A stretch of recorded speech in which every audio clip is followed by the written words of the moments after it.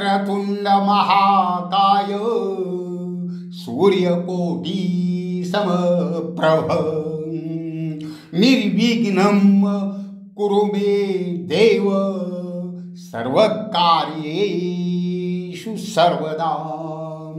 गुरुर्ब्रह्मा गुरुर्विष्णु गुरुर्देवो महेश्वरः गुरु साक्षात् परब्रह्म तस्मै श्री गुरुवे नमः। सर्वमंगलमांगल्ये शिवे सर्वार्थसाधिके शरण्ये त्र्यंबके गौरी नारायणी नमोस्तुते। पुंडलिकावरदे हरि विठ्ठल श्री ज्ञानदेव तुकाराम श्री गुरुदेव दत्त ह.भ.प.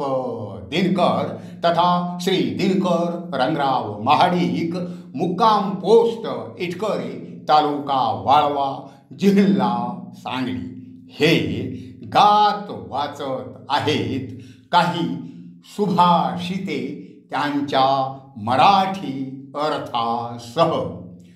काही सुभाषिते त्यांच्या मराठी अर्थासह। एतदहि एव अक्षरं ब्रह्म एतदहि एव अक्षर परम एतदहि एव अक्षरं ज्ञात्वा यो यद इच्छति तस्य तत्। कठोपनिषद। ओम हे अक्षरच ब्रह्म आहे, ते सर्वश्रेष्ठ आहे।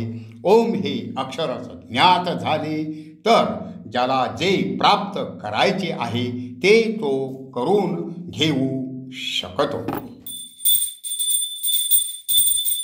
एक एव हि भूतात्मा भूते भूते व्यवस्थित एकदा बहुधा चैव दृश्यते जलचंद्रवत।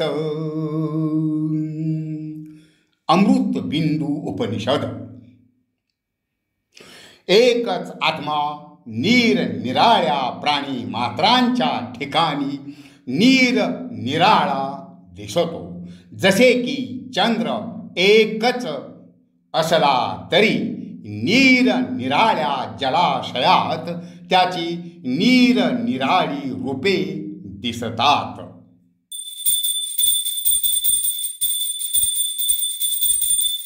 आचार्यो वेद संपन्नो विष्णु भक्तो विमत्सरः योगज्ञो योग निष्ठश्च सदा योगात्मकः शुचिः।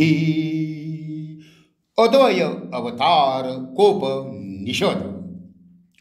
वेद ज्ञान संपन्न श्री विष्णु भक्त असणारा मत्सर रहित योग जाणणारा योग निष्ठा असणारा अर्थात योगाचरण करणारा योग चित्त वा निर्मल पवित्र असा गुरु असावा।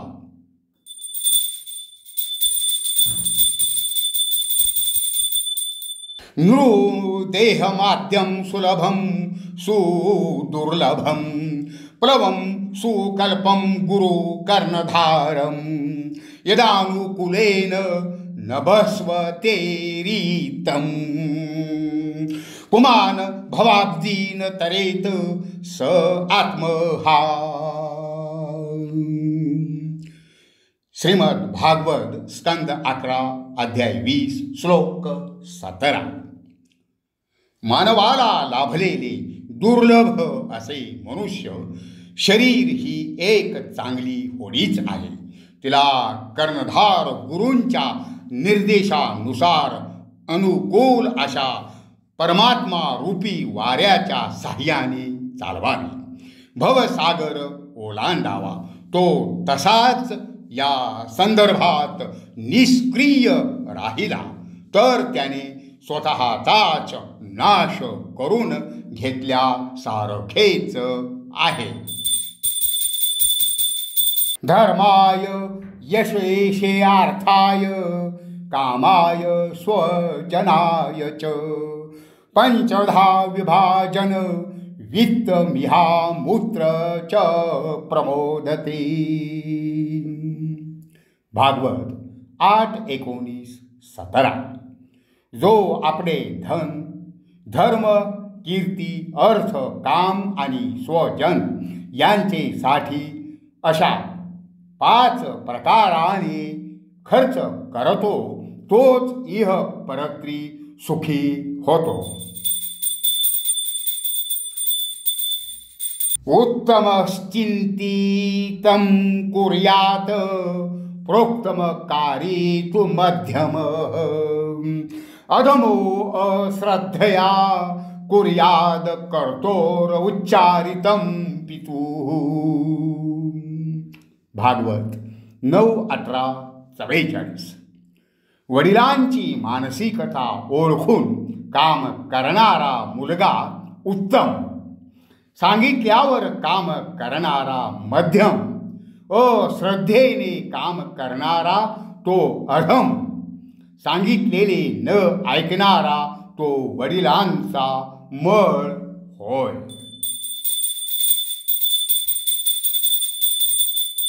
गंगा पापं शशी तापं दैन्यं कल्पतरुस्तथा पापं तापं च दैन्यं च हन्ति संतो महाशयः.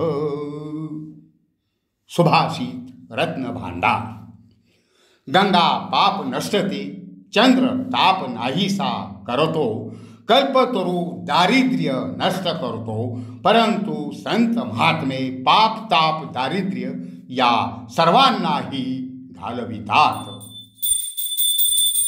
तक्षकस्य विषं दन्ते मक्षिकायश्च मस्तके वृश्चिकायश्च विषं पुच्छे सर्वांगी दुर्जनस्य तत.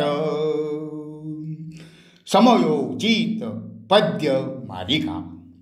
सापाचे विष दातात, माशीचे विष डोक्यात, विंचवाचे विष शेपटीत असते, परंतु दुष्टांच्या सर्वांगातच विष भरलेले असते.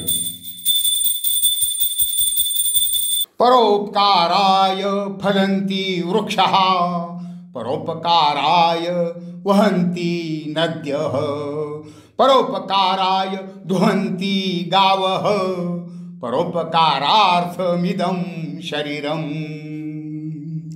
मिषति व्यासा नीती 61. परोपकारासाठी वृक्ष फळे देतात, परोपकारासाठी नद्या वाहतात, परोपकारासाठी गायी दूध देतात, त्याप्रमाणे हा देह देखील परोपकारासाठीच आहे.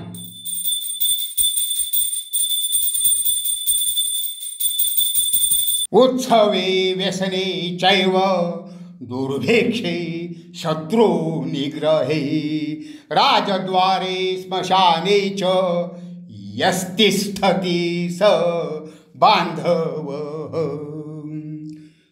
समयोचित पद्य मालिका.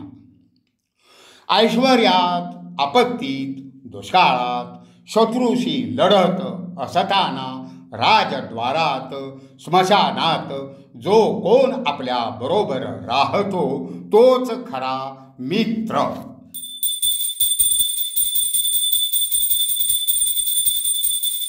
अनित्यानि शरीरानि वैभवो नैव शाश्वत नित्यं सन्निहितो मृत्युः कर्तव्य धर्मसंग्रह. चा नि सा. देह हा नश्वर आहे, भोग संपदाही स्थिर नाही, मृत्यू दिवसोदिवस जवळ येत असतो. म्हणून अशा परिस्थितीत धर्म कार्य करून पुण्य संचय करणे हेच मनुष्याचे कर्तव्य आहे. अयं निजः परो वेत्ति गणना लघुचेतसाम् उदार चरितानां तु वसुधैव कुटुंबकम्। हितोपदेश संधी 13। हा माझा स्वकीय अथवा परकीय अशी गणना करणारे लोक ते क्षुल्लक वृत्तीचे असतात। उदार बुद्धीच्या माणसांना हे भूमंडलच आपले कुटुंब झालेले असते। अन्यथ श्रेयो अन्य दुतेव प्रेयः ते उभे नानार्थे पुरुष स्थिनीतः तयोः श्रेय आददानस्य साधु भवति ह्यतेय अर्थाद्य उप्रेयो वृणीते। कठोपनिषद 2:1। श्रेय अर्थात हितकर ही एक गोष्ट आहे आणि प्रेय सुखकर ही अगदी वेगळी गोष्ट आहे। या दोन गोष्टी दोन भिन्न ध्येयाकडे मनुष्याला घेऊन जातात आणि दोन्ही बंधनकारक आहेत। जो हितकराचा स्वीकार करतो त्याचे शुभ होते, जो प्रेयाचा स्वीकार करतो त्याचे पतन होते। गंगादी तीर्थेषु वसन्ति मत्स्याः देवालये पक्षिगणाश्च नित्यं ते ज्ञानहीना फलं न लभन्ते तीर्थानि देवायतनानि भावाः। अज्ञात स्रोत। गंगादी पुण्य तीर्थांमध्ये मासे राहतात, देवालयात पक्षी घरटे बांधून राहतात, परंतु त्यांना ज्ञान नाही, त्यामुळे त्यांना फळ प्राप्त होणार नाही। चांगल्या भावनेतच पुण्य तीर्थ देवळे असतात। किं तीर्थम हरिपाद पद्म भजनम किं रत्नम अच्छामती किं शास्त्र श्रवणेन यस्य गलति द्वैतांध करोदय किं मित्रं सततोपकार रसिकं तत्वावबोध सखी कह शत्रुरवद खेद दान कुशलो दुर्वासनानां चयः। भामिनी विलास 1:81। तीर्थ कोणते? श्रीहरी पदकमळाची भक्ती। श्रेष्ठ वस्तू कोणती? सद्बुद्धी। शास्त्र कोणते? जे ऐकल्याने द्वैताचा अंधकार नष्ट होईल। मित्र कोण? सदैव उपकार करणारा व सत्याची जाणीवच मित्र। शत्रू कोण? सदा सर्वकाळ दुःख निर्माण करणाऱ्या वाईट सवयी। लोभ मूलानि पापानि व्याधयो रसमूलकाः स्नेह मूलानि दुःखानि त्रीणि त्यक्ता सुखी भवेत। अभिनव पाठावली। लोभ हे पापाचे मूळ, रस हे रोगांचे मूळ, दुःखाचे मूळ कारण आसक्ती। या तिन्हींचा त्याग करून सुखी व्हावे। प्रथमे नार्जिता विद्या द्वितीये नार्जितं धनं तृतीये नार्जितं पुण्यं चतुर्थे किं करिष्यसि। सुभाषित रत्न समुच्चय। बालवयात विद्या संपादन केली नाही, तारुण्यात धनार्जन केले नाही, तिसऱ्यात म्हणजे म्हातारपणात पुण्य संचय केला नाही, तर चौथ्या म्हणजे मृत्यूच्या भागात काय करशील. भोगान भुक्ता वयमेव भुक्ता तपोन तप्तं वयमेव तप्ताः कालो न यातो वयमेव याताः तृष्णान जीर्णा वयमेव जीर्णाः. वैराग्य शतक 12. विषय भोग संपला नाही, वय संपले. तप काही फलद्रूप झाले नाही, वयाची परिपूर्ती झाली. आमच्याकडून काळास जिंकवले गेले नाही, काळानेच आमचे अपहरण केले. आशा काही क्षीण झाली नाही, आम्हीच क्षीण होऊन गेलो.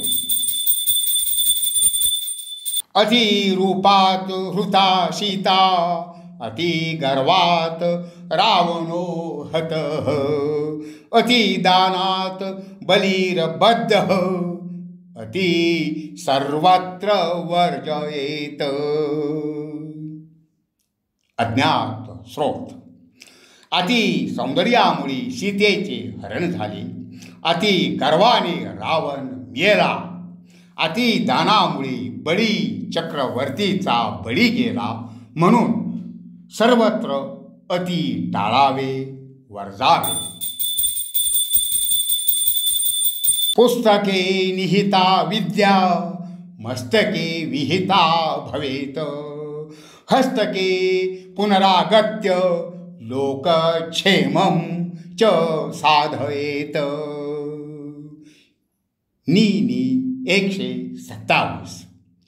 पुस्तकातली विद्या मस्तकात जायला हवी, तेथून ती हातात म्हणजे कार्यरूपात येऊन लोक कल्याणकारी व्हायला हवी.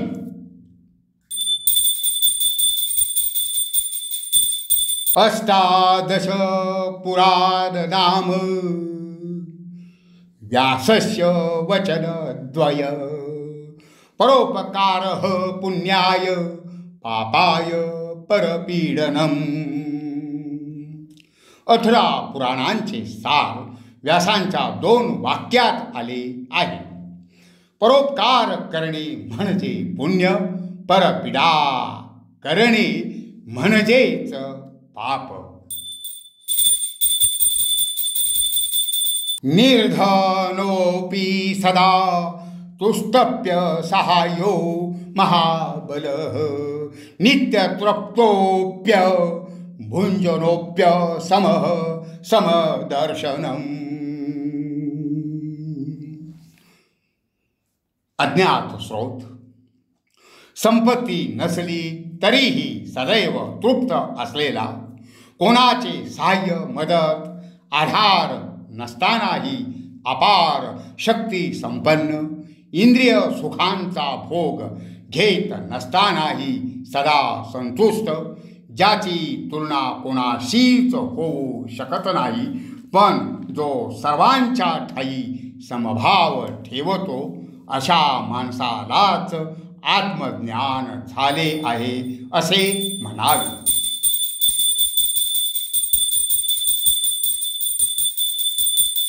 यावाद वित्तोपार्जन सक्तः तावान निज परिवारो रक्तः पश्चाद्धावती जर्जर देहे वार्ता पृच्छति कोपी न गेहे. चरपट पंजरिका स्तोत्रम 3. जोपर्यंत तू धनार्जन करीत आहेस तोपर्यंतच तुझ्या परिवारातील लोक तुझ्यावर प्रेम करतील. म्हातारपणाने देह जर्जर झाल्यावर घरात तुला कोणी विचारणार नाही. मनोबुद्ध अहंकार चित्तानि नाहं न च श्रोत्र जिह्वे न च घ्राण नेत्रे न च व्योम भूमिर्न तेजो न वायुः चिदानन्दरूपः शिवोऽहं शिवोऽहम्. निर्वाण अष्टकम. मन, बुद्धी, अहंकार किंवा चित्त मी नव्हे. त्याचप्रमाणे कान, नाक किंवा नेत्र मी नव्हे. आकाश, जल, पृथ्वी, तेज किंवा वायू ही पंचमहाभूते मी नव्हे. मी शिव म्हणजे मंगलमय चिदानंद रूप आहे.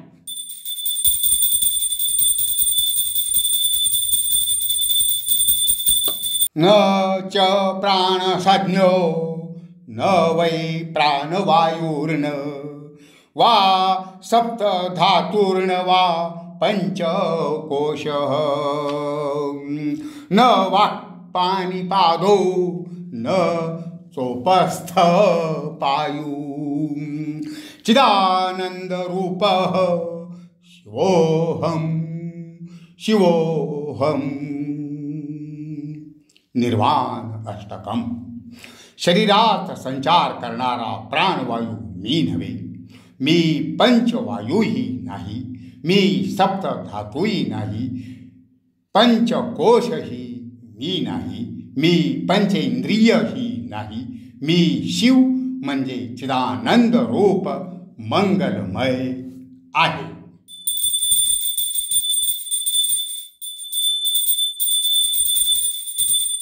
ओम असतो मा सद्गमयं तमसो मा ज्योतिर्गमयं मृत्योर्यं मा अमृतं गमयं.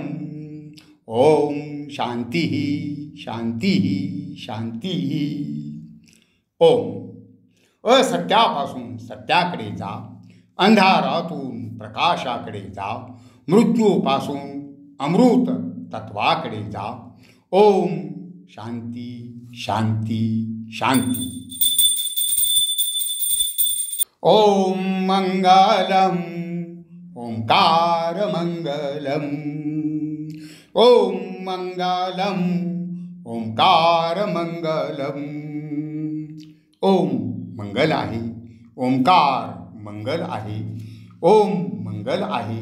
ओंकार मंगल आहे. महागुरुचे ओंकार रूप मंगल. महागुरुचे ओंकार रूप मंगलम. जे महागुरु ओंकार रूपास पोहोचलेले आहेत त्यांचे ते ओंकार रूप मंगल आहे.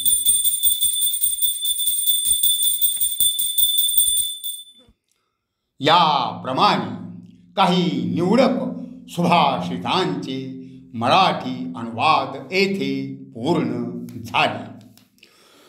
पुंडलिका वरदे हरी विठ्ठल श्री ज्ञानदेव तुकाराम श्री गुरुदेव दत्त. ओम तत्सत. ओम तत्सत. ओम तत्सत.